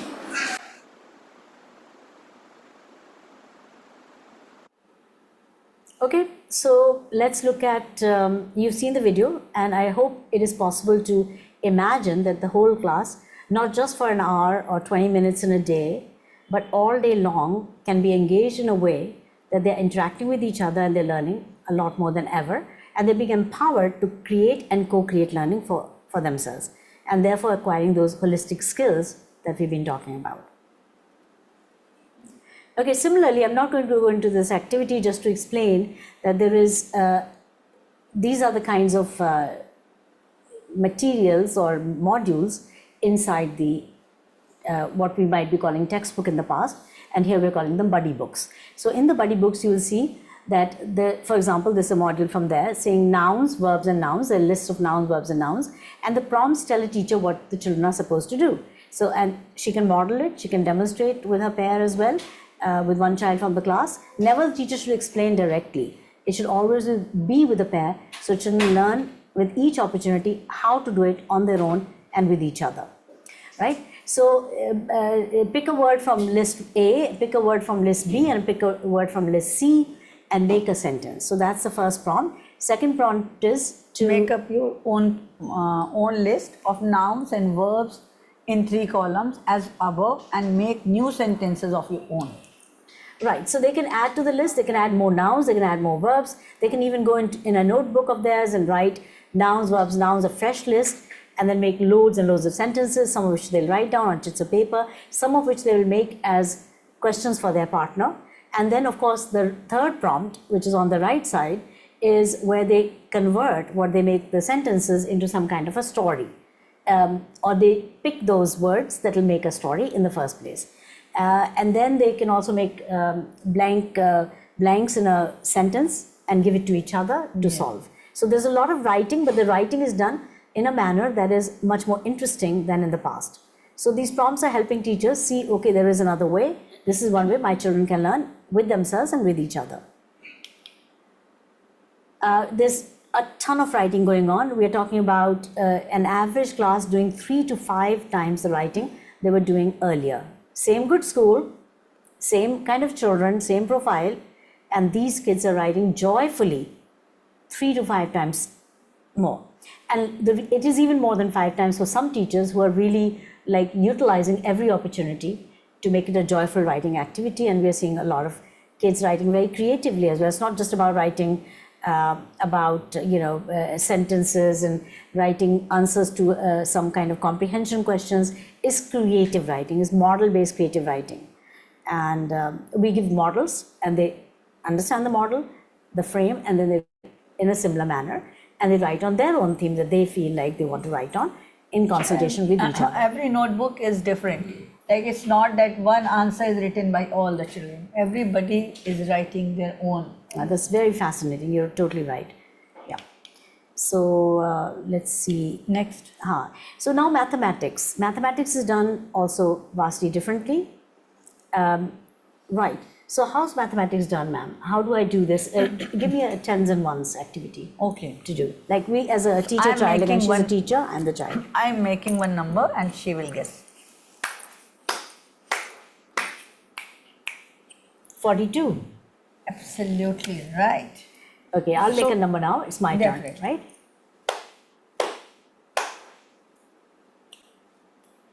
$33. Good job. Well done. Can you show me 33 using math? So then I have to show using concrete form. So that was kinesthetic, as in clap and snap. And now I can do it in a different way. That is your way. Yes. It should be this side, the ones, okay? So tens on the left side and ones on the right side. And now show me in writing the same Okay, number. and the same number I have to do in writing. That's the concrete form. That's the abstract form. So from kinesthetic to concrete to abstract. So I've written 33 on a sheet of paper. Yes, show them. And I can write in my notebook, and then I'll do the reversal role where I'll make a number. She will have to show it in concrete material, and then she has to write it down, and I will check that her work is right. So we can be engaged for hours. Between 1 and 99, there are how many numbers? 1 and 99. 99 numbers. 99 numbers. So you don't have to say, okay, children, you're going to work on these 5 that are on the board. Yes. That'll bore them. Right? You say, make whatever number you wish, as many times you wish. Variety. Right. And then 100 is like a shoulder tap. So we say, okay, make as many 100 numbers as you can. Now there's a lot more combinations of numbers. And this is, what is this? 1,000. Like that. So children are learning in a very kinesthetic way, but kinesthetic then goes to concrete, and concrete goes to abstract. So that we've always heard about, in our educational research in B.Ed colleges, we've studied about that learning should go from concrete to abstract, right? Very old, at that time when I do my B.Ed, maxims of learning. Maxims of learning. But so we have never seen them in the book. Not really readily available. That's there on and off, but not like this.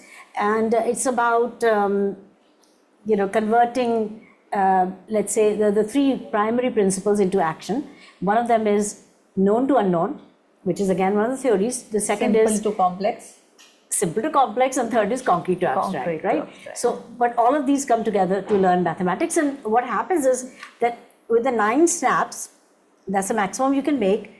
As soon as it comes to a 10, it's a clap. So without teaching place value, we're teaching them place value. The moment they've made 9 of these claps and 9 ones, that's 99. 100 they don't do with claps and snaps, they do with a shoulder tap. Yes. So again, place value. So children get very intuitive understanding of place value. We of course use also a place value chart and that's here in front of me, but I will show you through a box.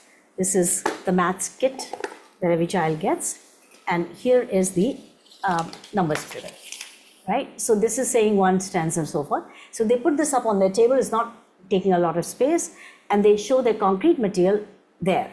And they add, they subtract, they multiply, they divide, and they get such intuitive understanding of division, which has been a very difficult topic for a lot of kids and even for teachers. So, I have a video of these kids, and one of them is these grade 2 children dividing 84 by 3. Yep, so how will they do that? 84 by 3. We can teach them a technique, but that's not understanding. Why there's a remainder? What is a remainder? What is the quotient? They will only do it practically when they start to develop an abstract understanding of it. So we follow that system of kinesthetic, concrete, abstract. And they must have the concrete experience first.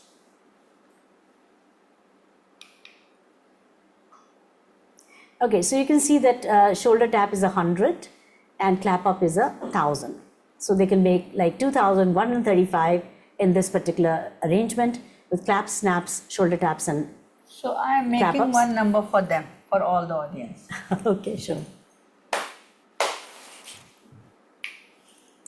So Please write down the number. can you show for it them, again? for audience. For them, okay. Do it again, please.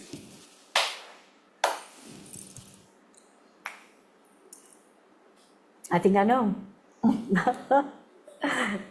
Right. So I will say the number was 2,101. Well done. So observation skills, listening skills, so many things develop in this. Okay. We don't do finger counting. That limits children a lot.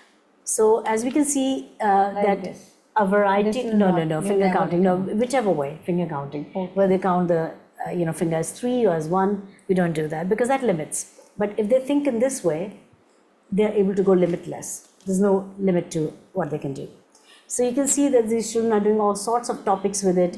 So data handling is there. The 2 pictures in the middle, the green table and one below, that's data handling. They're themselves very, very creative. They come up with amazing, amazing questions for each other, even for data handling. And as you can see that they're learning better now, English and math both. And you can see everyone working as a pair. So all the topics are covered. We're not going to deal with all of them here. And this is a video of grade 2 children who are doing 4-digit multiplication. So 4-digit number, I think it is 1,385 multiplied by 3. They've come up with a number on their own. They've taken out the concrete materials to represent, multiplication as repeated addition. So 3 times they put that quantity, and they're now adding 1s, then they're adding 10s, and each time is more than 10 in any particular column. Like for example, 1s is more than 10.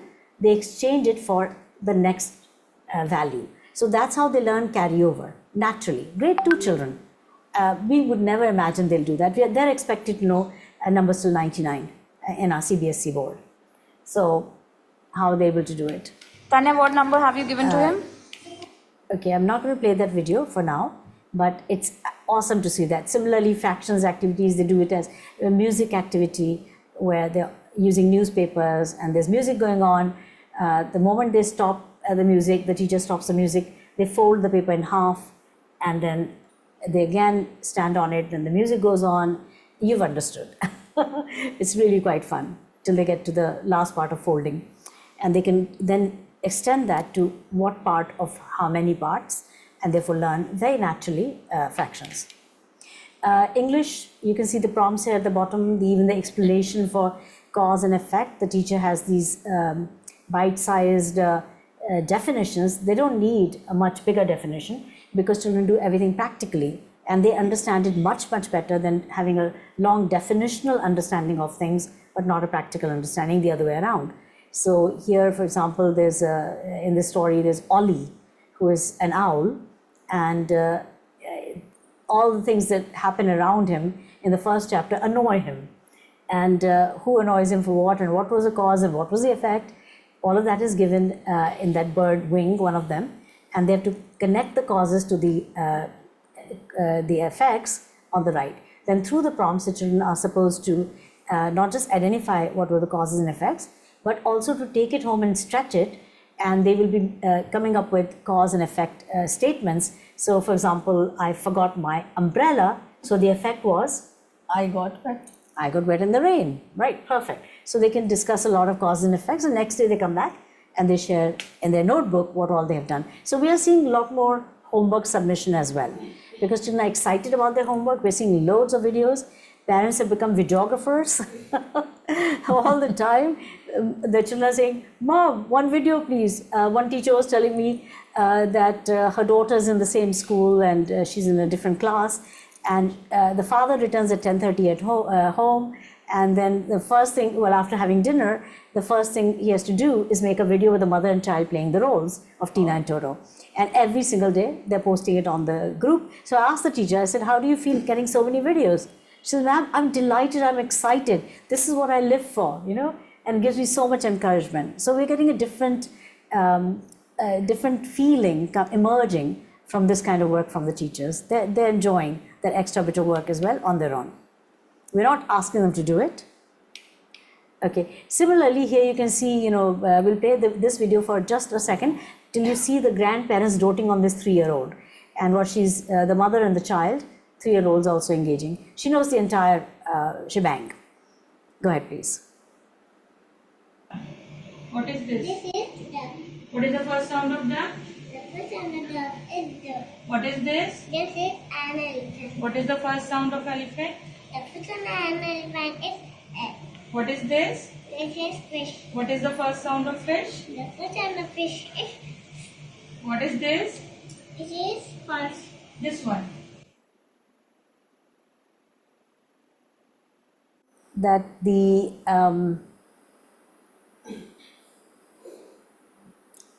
as you can see, the parents are providing a nurturing environment, but the child is leading the show. Right? Parent is asking, the child already knows all that. It's like, okay, you want to ask me again? Go ahead. But the child knows it, and the video being taken is what the child demands. So, "Mama, Grandpa, take a video, please. I'll post it on the group, my class group." Okay. Then we can look at the next slide, where of course a lot of parent empowerment is going on, as you can see in these two slides also. We'll briefly play each one of them. The children go home and they're extremely busy with the next task. Many times they don't even change into plain clothes, they're still in their uniform, but here you see these two kids working with their mother in different ways. The parrot in the first one is actually the Toto, and the girl is the Tina, and the mother is speaking on behalf of Toto. The second one, the mother and child are interacting. Please, go ahead. Hello, Toto. Hi, Tina. How are you? I am fine. What about you? I'm also fine. Tina, let's play one game. I will show you the number with ice cream stick and you have to guess the number. Are you ready, Tina? Yes, Toto. So let's start. Okay.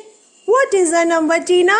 So the number is 3875.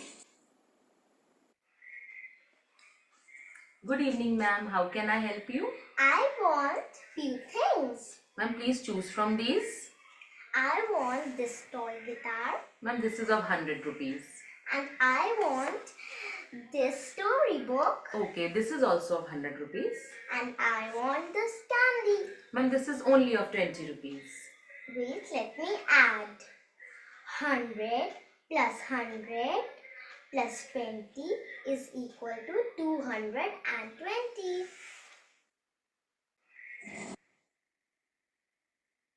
You can see the children are getting super empowered, and they themselves are figuring out how they can learn by themselves, as we've discussed earlier.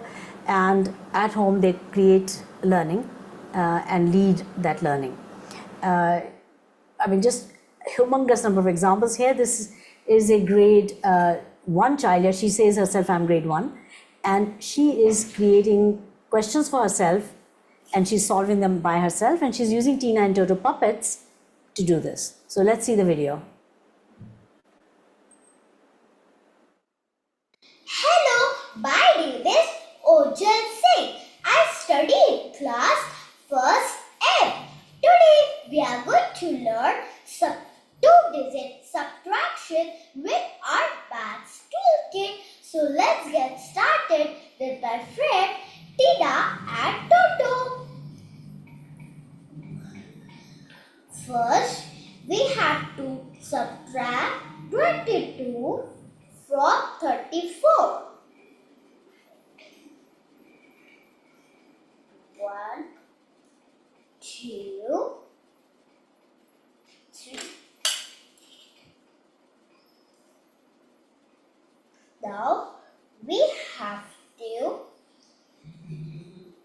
do 4 ones. 1, 2, 3, and 4. This is the number 34. Now we have to subtract. Let's subtract 2 from 4. We got 2 ones.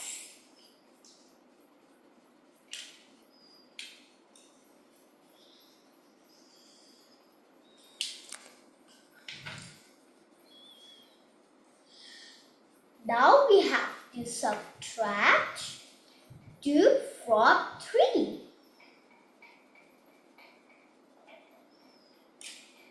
We got 1/10.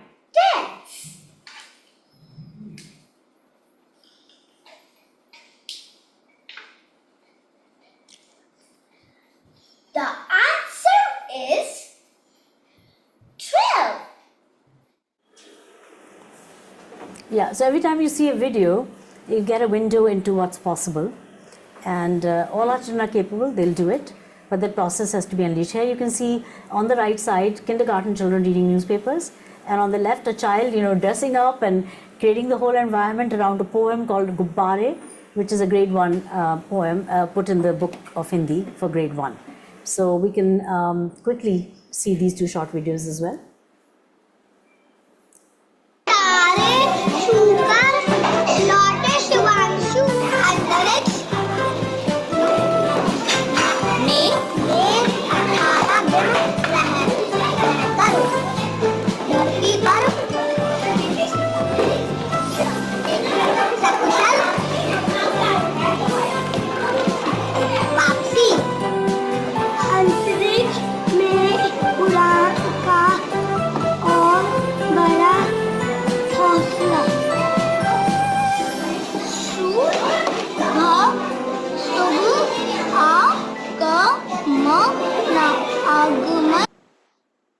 Hello मोती, hello हीरा, तुम कैसे हो मोती? मैं अच्छी हूँ, तुम कैसे हो हीरा? मैं भी अच्छा हूँ। आज हम पढ़ेंगे कविता गुब्बारे। ठीक है मोती, मोती पहले तुम्हारी बारी। ठीक है हीरा। गुब्बारों का लेकर ढेर, देखो आया है शमशेर। हीरा अब तुम पढ़ो। ठीक है मोती।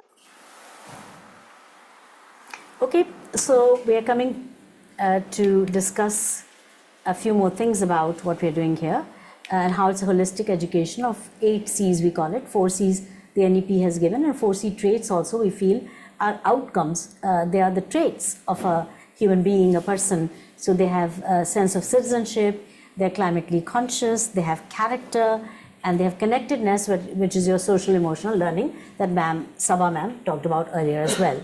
So we can do all that without adding them on more naturally in this process. As you can see, citizenship is built when we are helping each other, and climate consciousness we build deliberately into the program. It's all, even the materials that the children use are paper-based or nature-based. This is the need of the hour. This is the need of the hour, that they become climate, not just conscious of climate, but climate activists as well.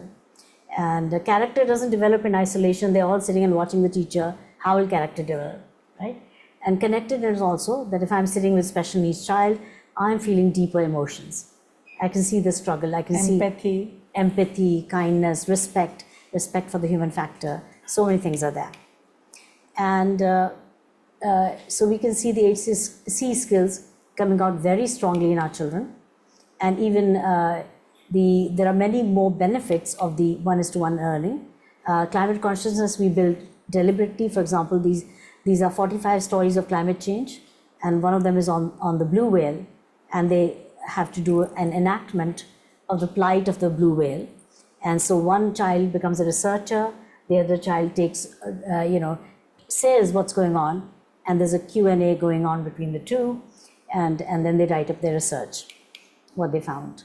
And of course, nature integration is a big part as well. We feel that nature should be more integrated than it is in our concrete buildings, and to the extent possible. In some cases, there are definite constraints, but to the extent possible, we should be integrating nature. As we know very well, it's not about that, it's just that the curriculum should allow for that and give teachers some starting points, like prompts for when and where they can do some of that.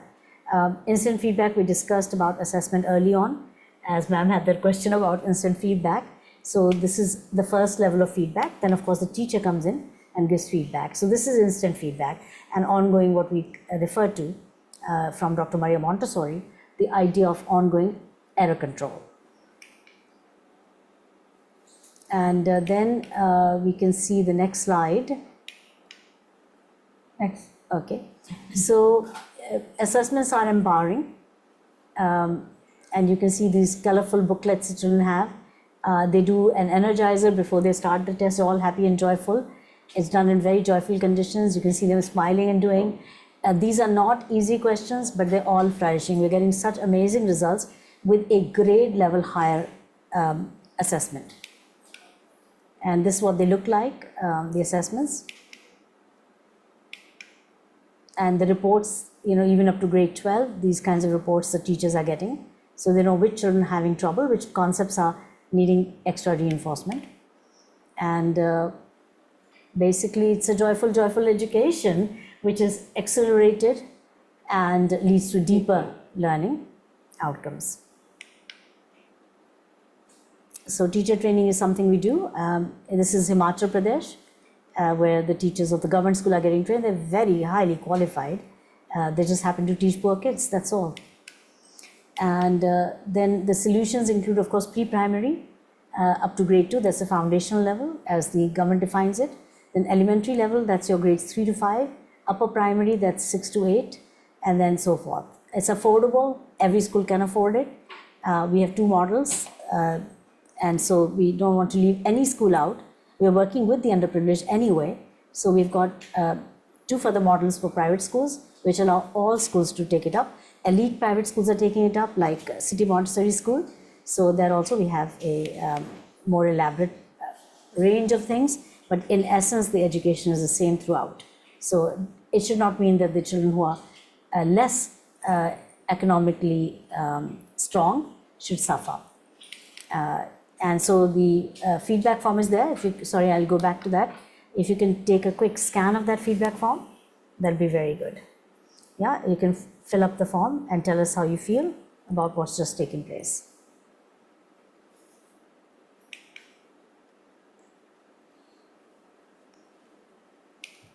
Okay, so we invite you to explore path with us, and we invite you to Ed Leadership Conference. That's the next goalpost.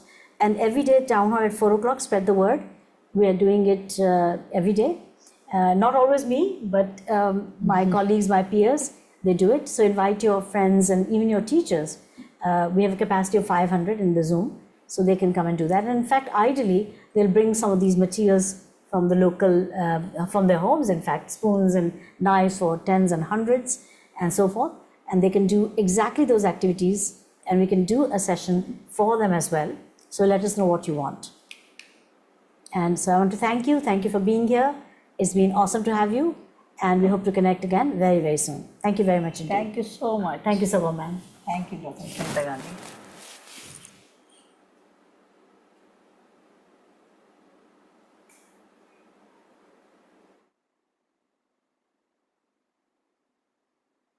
Path movement for transforming education is being launched at this round table. As its name suggests, education must be purposeful, active, transformative, and holistic. Transformation in education is not merely desirable, it is an imperative. We need a system that goes beyond incremental reform to a genuine paradigm shift. Our education system needs to keep evolving itself. What children need today are meaningful opportunities to succeed and to learn with joy. Achieving this requires the courage to move away from outdated practices and embrace innovation. It is commendable that the City Montessori School has adopted the Accelerating Learning for All, Alpha program for its 21,000 students. This approach helps every child learn better, faster, and with greater joy. As Getty launches the Path movement, let it serve as a call to action for leaders, educators, parents, and communities to come together for this transformative journey. Let us place children at the center of our efforts and give them the future they deserve.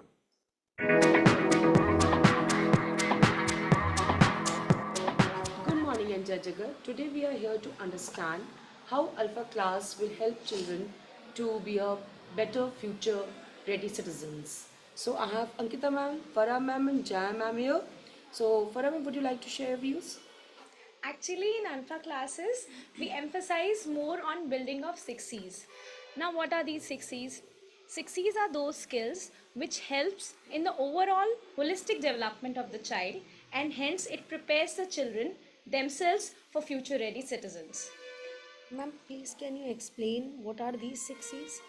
Yes, surely. 6Cs, as the name suggests itself, it's 6 different skills of learning, like critical thinking, creativity, collaboration, communication, citizenship, and character building. He went and jumped on a box. This box is too hard, said, oh, Tommy. Oh, this box is too hard, said Tommy.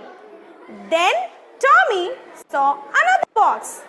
This box is too soft, said Tommy. A good job, Farah ma'am. So what did you learn from here? Thank you, Ankita ma'am, for helping me, and thank you for keeping up patience with me. The same word I was not able to read again and again, but you did not lose the patience. So thank you so much. Good job. So we have learned a virtue from this, a value from this. What is that? That is helpfulness. Correct. And be patient. Okay, since Ankita ma'am, you helped me, so I have something for you. I have prepared a badge for you. Oh, wow. And on it I have written, Helpful Ankita. Thank you so much. Thank you. So children, did you understand that we have learned a virtue from today's class? That is helpfulness. Now, when you will work with your partners, you are also going to take care of them and help them. Understood? Let's do some reading. Okay. We need different means of transporting. Go from one place to another. Means of Should I help you again? Yes. It's transport. Thank you. Are also used to carry goods. Some common means of transport in the kits are. You did a great job. Thank you, Tammy. You are a very helpful boy. I have something for you. This is for you. I have made this for you.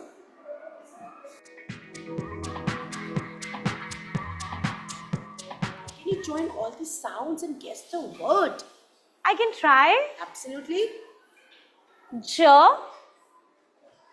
E, T. Jet. Jet. Absolutely right. Great. I was collaborating with you. We both were working together, right? What is collaboration? Collaboration when we work together for certain thing, for some task, right? Like we did just now? Yes. I was faltering in reading and you helped me. In case, if I'm not able to read any word, then you are going to guide me. You're going to help me. That is called collaboration. Okay, so collaboration means working together As a and team. helping each other so that if anyone is facing any problem, we can solve the problem of that person. That is collaboration. So children, now you all are going to do in a similar way, right? If your partner is not able to understand anything, so we'll take that as ownership and we'll guide that partner. So can we do that? Yes, ma'am. Okay, let's get started. What is the first picture? This is a what? What is the first sound of the picture? Yup. No. See again the picture? Yeah. No, it will be ver. It is yam or it is van? Van. So it will be ver. Okay. Today we are going to do an activity where you are going to read a chapter and ask the questions to your partner. In this way, you will be able to enhance your critical thinking. Today we will read EVS Animals chapter Animals Around Us. Okay. We see different types of animals around us. They are both big and small. They live on land, in water or on trees. Now your turn. Animals like cat and horse live on land. Animals like dolphin and shark live in water. And animals like monkey and bats live on trees. Now from this page we will ask some questions. Okay. We see different types of animals around us or one type of animal? We always see different types of animals around us. Okay, now it's your turn. Okay. Should we take good care of our pets? Yes, we should take good care of our pets. This will enhance your creativity and you will be able to understand how to use your waste materials. Let's make the pattern board. Okay.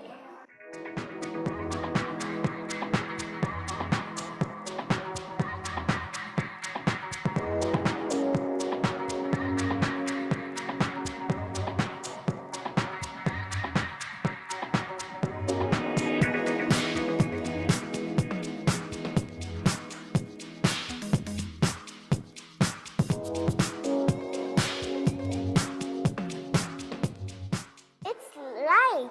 Well done. What is the connection between 6Cs and alpha classes? Actually, ma'am, I feel if a child is taught through alpha process, he possesses all the skills which are needed for securing jobs in future and make him better citizens. And also, Ankita ma'am, in alpha classes, like they learn to work in pairs. Yes. They do random pairing. They take turns to ask questions. So they are responsible for their learning as well as the learning of their partner, right? So it helps them to converse better. They collaborate with each other and they become more confident and responsible in the class. This is what I felt.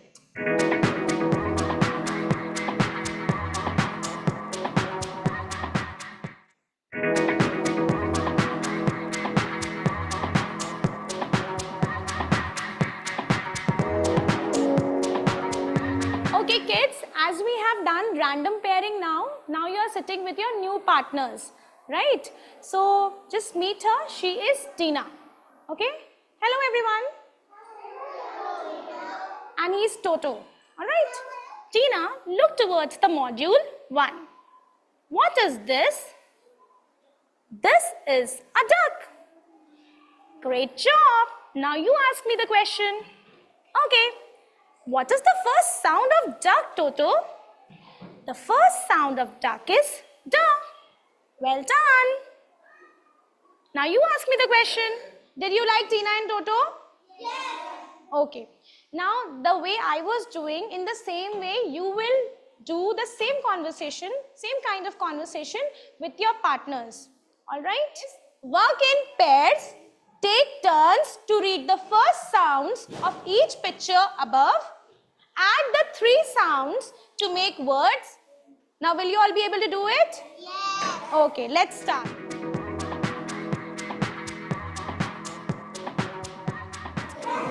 Are you excited to learn something new? Yes. Okay, let's start. The module is here. What is this? This is a duck. Great job, Aditi. Ansh, can you tell me what is first sound of duck? Yes, the first sound of duck is duck. Good job, Ansh. What is this? This is an octopus. Great job, Aditi. Ansh, can you tell me the sound of an octopus? Yes. The first sound of an octopus is oh. Good job, Ansh. What is this? This is a goat. Ansh, can you tell me what is first sound of goat? The first sound of goat is go. Good job, Ansh. What word can you make by adding all the first sounds? The word is the dog. Good job, Ansh.